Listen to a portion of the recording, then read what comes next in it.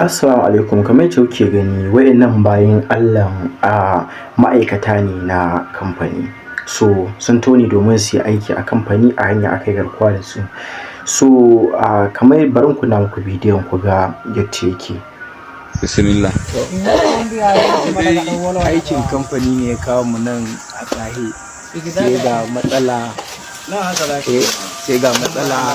Allah ya kawo mana ita. Mu ko muna neman kamfani da ta kawo mu nan da muke aiki da ita.